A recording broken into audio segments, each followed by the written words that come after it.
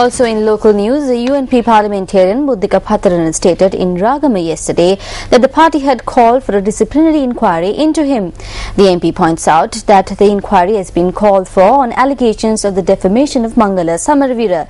Political activists in Madura today criticized the policy being followed with regard to leaders who are attempting to bring party to the victory, disregarding persons who have previously criticized the UNP leadership. විනය පරීක්ෂණ කියන දේවල් නම් මම මගේ ජීවිතේට දැන් නිකන් හරියට මේ Disciplinary inquiries have become like an energy drink for me. Recently another disciplinary inquiry was called. The charge against me is that I have defamed the character of Mangala Samarvira. This is not a problem for me. මගේ කීර්ති නාමයට හානි වෙන ප්‍රකාශනයකුත් කිරීම තමයි මට තියෙන චෝදනාව. ඒකත් මට ප්‍රශ්නයක් නෑ. බටලන්දේ කඳුරේ ඉඳගෙන When youth were being cruelly punished in the Batalanda camp, he was watching while drinking whiskey and brandy. Ranil Wickramasinghe, who was a minister for 13 years, was also a prime minister. If you can, show me one school that Ranil Wickramasinghe built in Mathura. Although Ranil Wickramasinghe used to eat, drink and make merry with underworld figures, and although he worked with underworld figures and the business mafia to rob this country of its resources, he has never done anything for this country. He is a rogue. රටට වැඩක් කරලා නැහැ. මෙන්න මේ වගේ හොරේ. අද Mangala Samarvira haraha UNP එකෙක් සජ්ජාත. Today numerous conflicts have cropped up in the UNP via Mangala Samarvira. Buddhika Patharana has secured the highest number of preferential votes in his district and he is a popular young leader. Now he is being hunted. There are disciplinary inquiries against him. What disciplinary inquiry is being held into Mangala Samarvira, who rendered a great services bringing the party to this pass? It is my belief that as the opposition leader, Ranil Wickramasinghe must, with a better understanding of the past, present and future, sweep away dangerous individuals like this who harm the party. It is also my belief that he must expedite reforms for the party moving forward. යා යුතු ගමනක් තියෙනවායි කියන එක මගේ විශ්වාසය.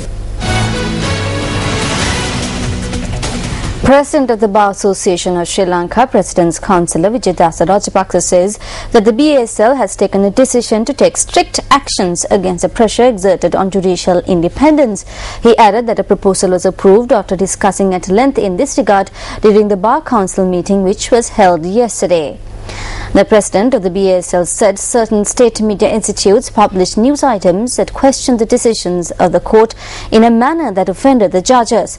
Secretary of the BASL, Sanjay Gamage, said the discussions were held regarding the political influence exerted on the Judiciary Service Council, threats on the Mana magistrate and the criticism of judges on the Divinaguma draft bill. He also stated that a committee consisting of 10 senior lawyers was appointed to investigate into the matters. Furthermore, the secretary stated that all proposals were unanimously approved by everyone who attended yesterday's meeting.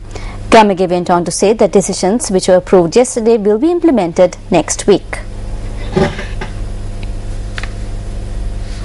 Meanwhile, the organisation Lawyers for Democracy, or LFD, says that it is disturbed by the emerging evidence of coordinating moves to undermine the independence of the judiciary in Sri Lanka.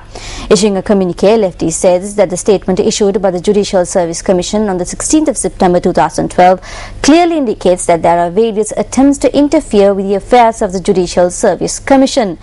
The communique, bearing the signature of LFD convener, attorney at law Lal Vijayanayaka, also cites several examples such as the transportation of people at public expenditure to a location close to Parliament to protest against the Supreme Court's determination on the Divi Nagama bill. The communique also notes that recently several programs in the state media carried vicious and malicious programs critical of the judiciary.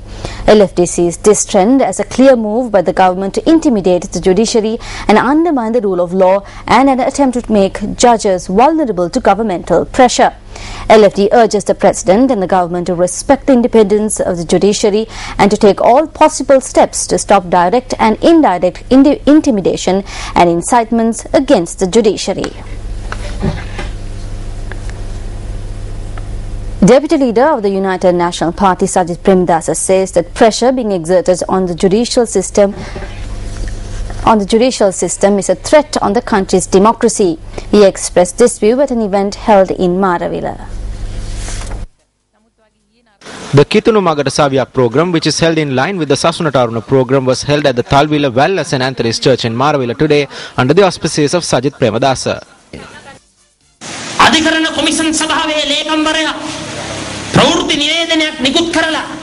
The Secretary of the Judicial Services Commission issued media release saying that the pressure is being exerted on the judiciary. I see this as a threat on the country's democracy.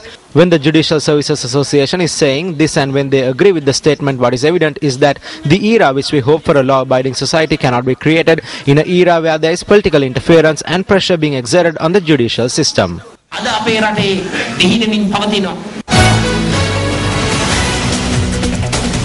A media briefing organised by the joint opposition was held at the opposition leader's office in Colombo today. At a media briefing convened last Sunday, representatives of the joint opposition criticised media organisations. We do not need Sivasa. We don't need that. We have other media. Representatives of the joint opposition participated in a media briefing convened today.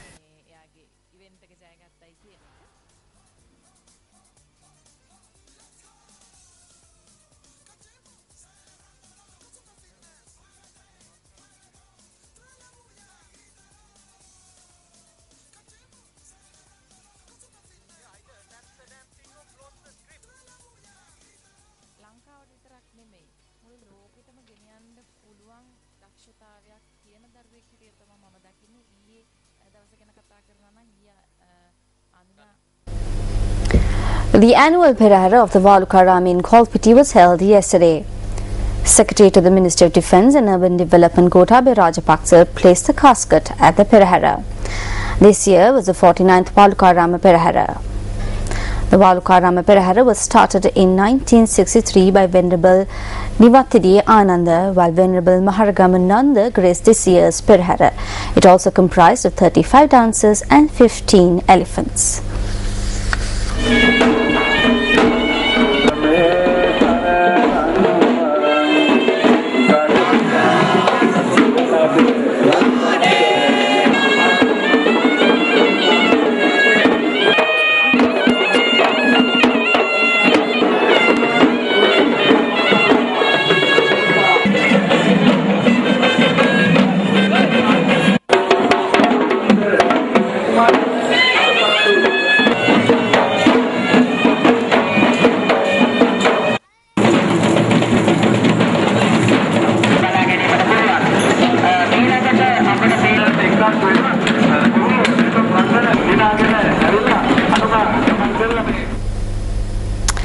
The high-level meeting of the 67th session of the General Assembly on the rule of law at the national and international levels will take place tomorrow at the United Nations headquarters in New York. News First Shamir Rasoulin reports from New York. The high-level meeting of the 67th session of the General Assembly on the rule of law at the national and international levels will provide a unique opportunity for all member states, non-governmental organizations and civil society representation at the highest level to discuss and agree a forward-looking agenda on strengthening the rule of law.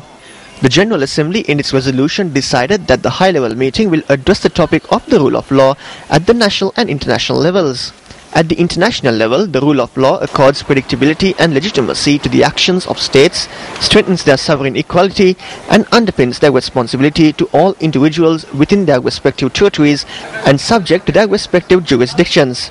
At the national level, strong, inclusive, and accountable institutions that demonstrate the equitable application of the rule of law are crucial for preventing conflict and consolidating post-conflict peace-building gains. The General Assembly will hold its first ever high-level meeting on the rule of law at national and international level tomorrow, a day before the general debates open. Secretary General Ban Ki-moon, Vu Keramik, the President of the General Assembly, and Human Rights Commissioner Navi Pillai are scheduled to address tomorrow's sessions. News First, of course, will keep a close watch. I'm Shamir Rasoulin reporting for News First from the UN headquarters in New York.